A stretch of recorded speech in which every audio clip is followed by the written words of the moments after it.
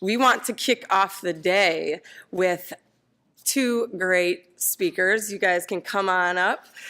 We have Ken Sislak of AECOM, almost retired from AECOM, and Chris Brady of Texas Central. And I'm not going to steal their thunder, so I will give a brief, just Ken is going to be talking about the state of high-speed rail today in the U.S. today, and Chris is going to be talking about the purpose and the goals of the high-speed policy forum. Thanks, Melanie, and good morning, everybody. My job is to get the show running, so let's try and start. Once upon a time, we had a president who believed in high-speed rail and had a vision for high-speed rail. What we want to do today is find out where we are on that path. Have we gotten to the tipping point? And to define the tipping point, not quite the way Al defined it, but the way the tipping point seems to work is, it's like pushing a big, heavy object up a hill. And finally, when you get to the summit, one little shove sends that ball rolling down the hill, gaining speed on its own volition, using gravity to force it along. So the way Al described it, it's the advocacy effort. Are we there yet in terms of advocacy? And more importantly, have we been able to show or demonstrate proof of the concept of high-speed rail around the country? We all know that we have high-speed rail on the Northeast Corridor. That's depicted in the map in blue.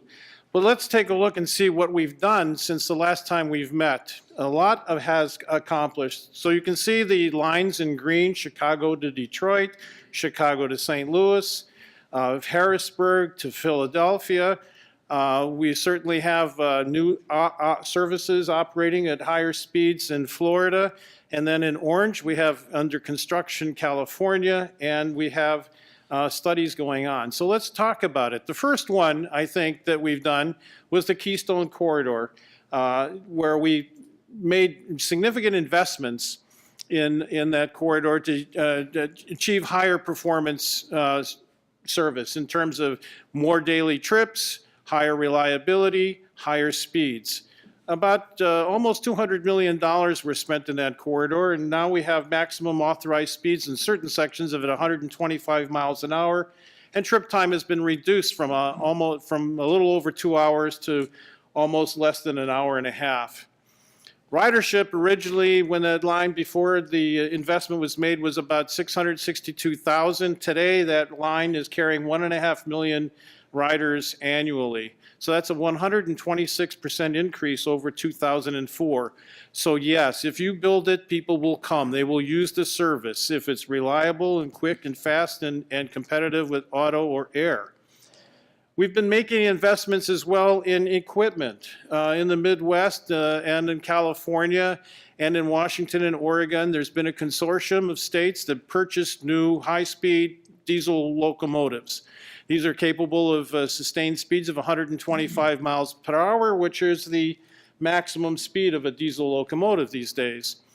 They also bought new rail cars, and after fits and starts with a supplier we won't name, Siemens came in with new equipment to go with the new Siemens diesel locomotive, so the trains are going to look beautiful. So these are now operating, the locomotives are operating on the Chicago-St. Louis route and on the Detroit to Chicago route, as well as up in the Pacific Northwest, and locomotives are being delivered to California as we speak. The new train cars will be coming later on. If you really want the lowdown on everything, I appreciated the plug that Paul Skoutelis gave on the speed lines. If you look at the last issue, which is available on the APTA website, you can read it. The service in Florida, now branded Virgin Trains USA, I think is a really cool opportunity. And I'm thankful that my boss is going to let me go ride that train in Florida because he scheduled our leadership meeting in Miami, so I have a chance before I retire to ride this train. So we're thankful because what it is this is, we know what this is because I look out at the room and I see the converted. These are the missionaries that are going to go out with the advocacy. So this is a privately funded train where they're utilizing the opportunity to develop real estate around their stations to help pay for the operation and investment. This is one of the newest of the higher performance passenger rail, and Anna Berry was very instrumental in getting this started. This is the New Hartford line in Connecticut. It's a 110-mile-an-hour train that runs between New Haven and Springfield, connecting the trains on the Northeast Corridor and, of course, in Springfield to trains on the national system. Dare I say, California. This is where construction is actually occurring down in the Central Valley. No, this is not the train to nowhere. This is the train in the middle of the valley that will eventually get built so that the high-speed train sets can actually run at 220 miles an hour as proof of concept and get everyone else excited about completing the ends of this train so that you can get to Los Angeles and San Francisco by train without having to transfer to a bus in Bakersfield. So what else has been going on? You know, we have a new president, and he's got he's anti-regulation, and he has actually put into place, I think, some things that are good. The National Environmental Policy Act there has been regulations that streamline that. If you are now building inside of a railroad right-of-way with federal money, you can get a, I forgot what you get. Yeah, categorical exclusion. Thanks, Chris. I had a brain freeze for a moment. And then there's a new rule. Safety rule in terms of the equipment. Before, you wanted to buy high-speed trains from a manufacturer that did not exactly comply with the 1915 rules of railway post offices. You now have an opportunity to buy that equipment because the regulations now permit it for certain cases. Studies have been done. David Carroll was the project manager of the Northeast Corridor Futures, looking at how we improve the existing high-speed rail line that we have. And moving forward, we have the Cascades Corridor. This is up in the Pacific Northwest. This is now the second phase of a study that's going on there, looking at ultra high speed. They're looking at various opportunities for either high-speed rail or maglev or even Hyperloop up in the Cascades Corridor. So there's a lot going on in terms of studies. And dare I say, I can't forget the study that is wrapping up in Texas, where they're completing their environmental impact statement to build a high-speed train utilizing Shinkansen technology between Dallas and Houston. And of course, Chris Brady is a member of that team that's doing this. And so without further ado, I'd like Chris Brady to talk to you a little bit about what we're going to do today. But that's a very high-level summary of what's going on in the U.S. And are we getting to the tipping point? Little by little we are. Thanks.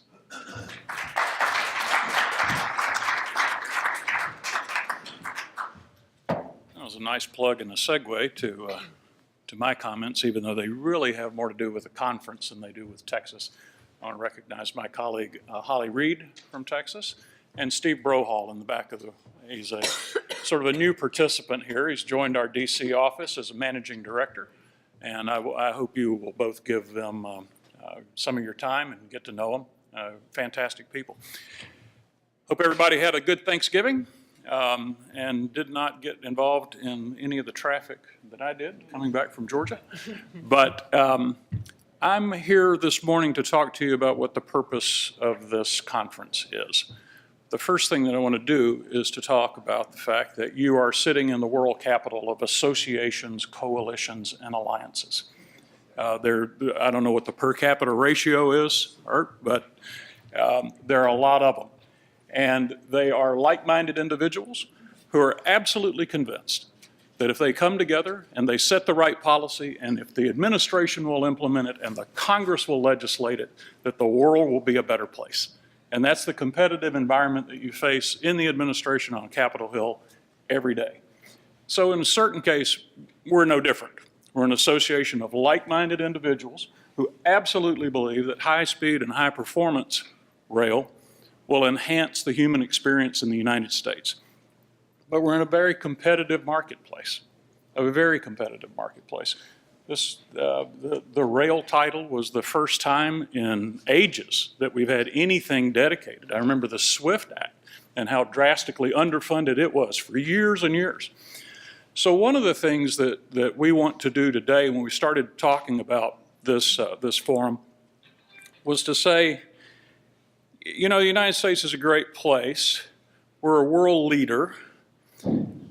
There's, you know, people travel by car, by air, by metro all the time. Why is that? Because there's a demand for it. People expect it. They want it. Why are we lagging in high-speed rail? And so instead of coming to an echo chamber of like-minded individuals who say, we know high-speed rail is perfect, and let's get out there and just do better than the associations about implementing and advocating for it, I think we need to pull back and ask ourselves, is there a demand for high-speed rail? And really go from a blank sheet of paper and ask ourselves, okay, if there is, and there are projects around the country that demonstrate that there are, what is that demand? What are the building blocks of putting together that demand? Putting that into an advocacy, a policy first, and then learning how to advocate for that policy. And there's a lot always been said at these conferences about how progressive the Europeans are and how pervasive high-speed rail is in Japan. The United States is not Europe, and it's not Japan. And so it is not a one-size-fits-all high-speed rail policy that will work here. I think we need to take best practices. We are involved in getting an agreement with UIC about how to collaborate with them. There is an Indo-Pacific organization. Mark Nakayama and Leo Watula and Rob Kiernan and I just attended the International High-Speed Rail Forum in Fukuoka, Japan the other day. Excitement building all over the Indo-Pacific region. But still, that's them and we're us. So one of the things we need to look at is what's innovative that we can sell to Capitol Hill, but what's realistic also. And there are some folks who look at our high-speed rail policy and they say, well, let's just have high-speed rail everywhere. And then there are others that say, let's let the market drive where the high-speed rail is. And the DOT has done many, many studies, going back to the commercial feasibility study, saying where the city pairs are that work. There's a lot of confusion out there about what our approach ought to be. And so our going-in premise of this policy forum was to try to bring together expert panels who can approach this issue from their own perspective and tell us, basically give us the feedstock to form a good policy for high-speed rail going forward and high-performance rail going forward that we can then advocate for. I mentioned, is it national, is it regional, is it local? So in our first major presentation, we'll hear from a man who has given his career to regional planning, Mike Alexander. He's going to come up and tell us how things have changed. Is there a need for a national high-speed rail policy or a network? Or is it a more regional thing? Is it a more local thing? Mike will be followed. Get some notes here.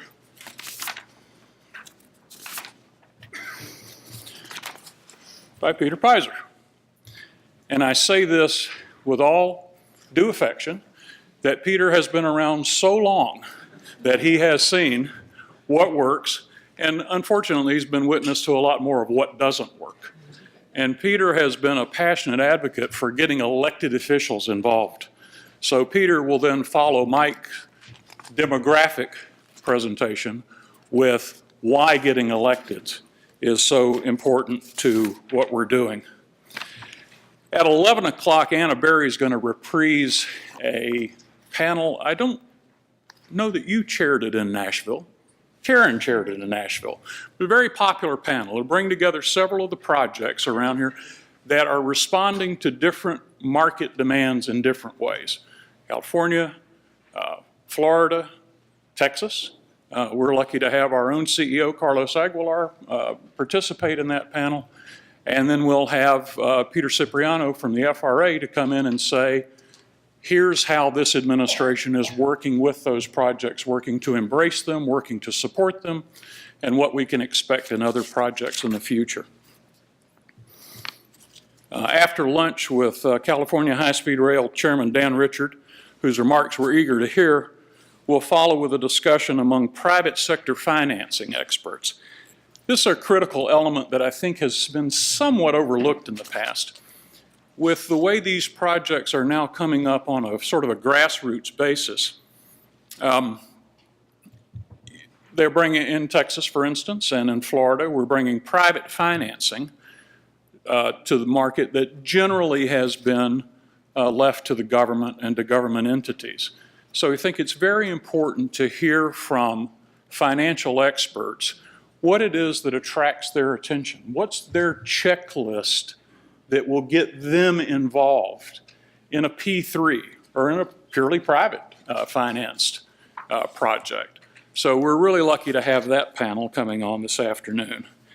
And I know that Eric Peterson been very involved in working with millennials and Gen whatevers. I don't know, I'm generation not X, maybe L. So I kind of I have a hard time keeping up with what generation is coming next. But I do have two kids, one's 26 and one's 30, and their travel patterns are totally different than mine and my wife. And their communication patterns are totally different too. Don't use their cell phones when they drive, because I don't buy them new enough cars that have Bluetooth. But they, we have a whole generation of folks that are just raised on transit, not looking forward to the day they turn 16 and taking their driver's test. So I think that this millennial panel and Gen X panel will give us a little insight into what the demand for the next generation is going to be in terms of mobility. And the final panel of the day is what comes next. So you have a lot of folks from Capitol Hill and from the administration that are going to talk to us about PREA, about the FAST Act. Is that my cue to stop talking? Yeah, time's up. You just get the shepherd's crook out. And so I think if we've done this right in planning this policy forum, that we'll take all these disparate panels, put them all together. They will lead to the formulation of a good, innovative, embraceable, supportable, realistic, high-speed ground transportation policy that they can follow up with a good advocacy panel after and figure out how we're going to get it all done once we decide what it is we want to do. And so that's our goal for today. I hope you all will be vocal participants. Thanks.